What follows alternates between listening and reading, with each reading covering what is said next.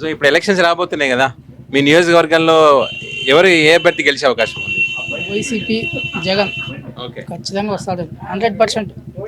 100%. ఎందుకంత కాన్ఫిడెంట్ చెప్తారు 100%? పేదలకు మంచి పథకాలు ఇస్తున్నాడు. ఉం? నాయకులు తర్వాత లేకుండా ఒక మంచి పథకాలు బాగున్నాయి. ఓకే, ఉం. దాని గురించి జనాలకు చాలా మంచి జరుగుతుంది. మీకేమైనా వచ్చినాయా మరి పథకాలు? మాకు టైలరింగ్ వచ్చింది. ఓకే. నా భార్యకి 18,000 పడింది. నాతో బట్టి చాలా మందికి వచ్చినాయి. అంటే గతంతో టీడీపీ ప్రభుత్వంతో కంపేర్ చేస్తే ఇప్పుడు జగన్మోహన్ రెడ్డి గారి ప్రభుత్వం పనితీరు ఎట్లా ఉంది అనిపిస్తుంది ఓవరాల్ గా రాష్ట్రం మొత్తం చూస్తే? గతంతో కథ కోల్చుకుంటే కాదు, జనాలకు మేలు జరుగుతూ ఉంది, పథకాలు అందుతున్నాయి. దాని తర్వాత మళ్ళీ తిరగలేదు జగన్కి. అంతే అంట. అంతే, రెండో మాటలేదు. సరే, ఇప్పుడు ఎలక్షన్స్ ఎదుర్కోవడానికి జనసేన టీడీపీ ఈ 3 పార్టీలు కలిసి వచ్చే పరిస్థితి ఉంది. ఇటుపక్క చూస్తే జగన్మోహన్ రెడ్డి గారు ఒక్కరే అంటున్నారు. మరి వాళ్ళ బలం పెరుగుతూ ఉంది. ఇక్కడ జగన్కి ఎఫెక్ట్ ఉండదు అంటారు? ఈ ముగ్గురు కాదు కదా, ఏ ఊరు వచ్చినా ఆయనకి ఎఫెక్ట్ లేదు. లేనే లేదు, అలా ఏమి ఉండదు అంటారు? కథ లేదు. జగన్ పరిపాలన బాగుంది, సామాన్యుడికి బాగుంది. సో ఇప్పుడు ఎలక్షన్స్ రాబోతున్నాయి కదమ్మా, సో మీ నియోజకవర్గంలో మరి ఎవరు గెలిచే అవకాశం ఉంది ఇక్కడ? మేమే 90% శ్రీధర్ రెడ్డి గెలుస్తాడు అనుకున్నాం. Sridhar Reddy. Okay. Next CM గానీ జగన్మోహన్ రెడ్డి అవుతాడు. ఓకే. సో అంటే ఈ బెనిఫిట్స్ వచ్చినందుకు బెనిఫిటే కాదు, ఫస్ట్ నుంచి మనుషులు అభిమానం. ఓకే. అంతే. అందుబాటులో ఉంటారా ఇప్పుడు ఎమ్మెల్యే గారు శ్రీధర్ రెడ్డి గారు? వస్తుంటారు, గ్రామాలకు రావడం కానీ సమస్యలు అడగడం కానీ వస్తుంటారు, చేస్తూ ఉంటారు అవన్నీ. ఓకే. ఇక్కడ కానీ 2-3 సార్లు మీటింగ్ పెట్టుకున్నారు, వస్తుంటారు పోతుంటారు.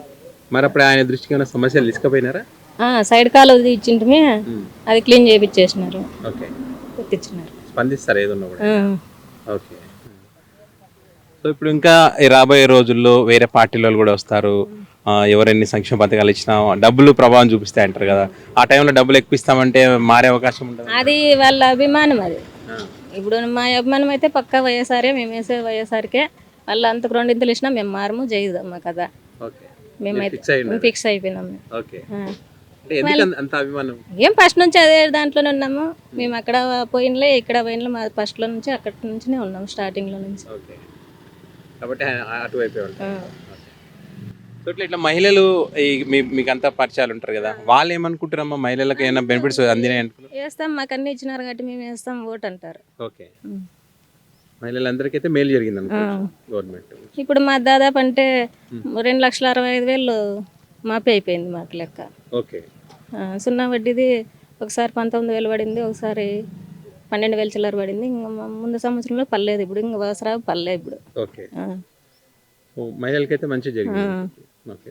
పిల్లలకి అమ్మఒడి పడుతుంది, వాళ్ళకి చదువులకి పర్వాలే, ఓకే, అన్నిటికీ ఉపయోగించు. ఈ వైసీపీ గవర్నమెంట్ రాకముందు ఏం చేసేవాళ్ళమ్మా? ఇంటికాడ హౌస్ వైఫ్గా పనిచేస్తా అంటే వాలంటీర్ వచ్చినాక ప్రజలకి సేవ చేసినందుకు సీఎం జగన్ సార్ మంచి అవకాశం ఇచ్చినాడు నాకైతే వాలంటరీగా. ఇప్పుడైతే వాళ్ళకి సేవ చేస్తా అన్న. సో ఇప్పుడు మీ వాలంటీర్లకు సంబంధించి అటు చంద్రబాబు గారు కానివ్వండి, అటు పవన్ కళ్యాణ్ కానివ్వండి, అది మూటలు మోసే ఉద్యోగం అని, లేకుంటే వాళ్ళ వ్యవహార శైలి మంచిగా ఉండదని రకరకాల కామెంట్లు ఇస్తారు మీ మీద. మీరు ఎట్లా చూస్తారు వాటి గురించి? మరి అలా అనకూడదు, అంటే వాళ్ళు పక్క పార్టీ వాళ్ళు కాబట్టి మనం వాళ్ళతో కొంచెం విమర్శలు అయితే ఇచ్చినాము వాలంటరీగా, అలాంటివి అయితే ఇవ్వకూడదు. మాకైతే జగన్ అయితే బాగా మా సేవలు అందిస్తున్నాం కాబట్టి మాకు కొంచెం గౌరవం ఇచ్చిన దానికి కొంచెం కృతజ్ఞత అయితే ఇస్తాను. సో మీకు జాబే కాకుండా మీకు అర్హత ఉండి రావాల్సిన పథకాలు ఏమైనా వచ్చినాయా గవర్నమెంట్ నుంచి? మాకైతే అర్హత లేదు సార్. హౌసింగ్ ఇంకా బిల్లులు అయితే తీసుకున్నాం కొన్ని. రైతు భరోసా మా మామకి పింఛన్ వస్తుంది, కొన్ని పథకాలు అయితే అందినాయి సార్. ఎట్లా ఉందమ్మా వాలంటీర్ అంటే? మీరు ప్రతి ఇంటికి తిరుగుతుంటారు, వాళ్ళ అప్పుడే తెలుస్తుంది నాడి ఎటువైపు ఏంటి అనేది మీకు అర్థమవుతుంది కదా. మీరు అంటే వాలంటీర్గా ఉన్నారు కాబట్టి జగన్ మీకు జాబ్ ఇచ్చారని కాకోకుండా ఒక సాధారణ మహిళగా మీరు చెప్పండి, నిజంగా జగన్కు ఫేవర్గా ఉన్నారా లేకపోతే టీడీపీకి రావాలని కోరుకున్నారా? ఎట్లా ఉంది అసలు? అంటే సగం అలానే ఉన్నారు, సగం ఇలానే ఉన్నారు సార్. కానీ కొంచెం సీఎం సార్ మీదే, జగన్మోహన్ రెడ్డి గారి సార్ మీదే ఉన్నారు కొంచెం ఫేవర్గా. మాకు వాలంటీర్లుగా సర్వే చేసినందుకు మాకైతే శ్రీధర్ అన్నే వస్తాడు, ఈ తూరి శ్రీధర్ రెడ్డి సారే ఎమ్మెల్యేగా వస్తాడని గ్యారెంటీగా చెప్తాం.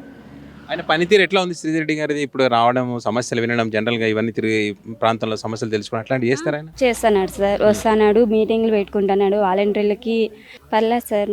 సార్ అయితే బాగానే ప్రజల మీద కొంచెం చాలా ఇంట్రెస్ట్గానే ఉన్నాడు. సార్ అయితే వస్తాడు సార్ ఖచ్చితంగా. మీకు ఏమైనా చెప్తాడా సలహాలు, సూచనలు, ఇట్లా ఉండాలి, ఇట్లా చేయాలమ్మా అని చెప్పి ఎమ్మెల్యే గారు మీకు ఏమైనా చెప్తారా? సార్ హౌస్ బిల్లులు పడడం కానీ ఏమన్నా కొంచెం మీకు ఆ పని జరగలేదు అని చెప్పండి, నాకే చెప్పండి, నేనే వచ్చి చేపిస్తాను ఓకే. అని చాలా సూచనలు అయితే చెప్పినాడు సార్. మరి ఇదే కాకుండా మన పార్టీ వాళ్ళకి ఇవ్వండి, వేరే వాళ్ళకి ఇవ్వకండి, అట్లాంటివి ఏమైనా చెప్తారా? లేదు సార్, ఏం లేదా?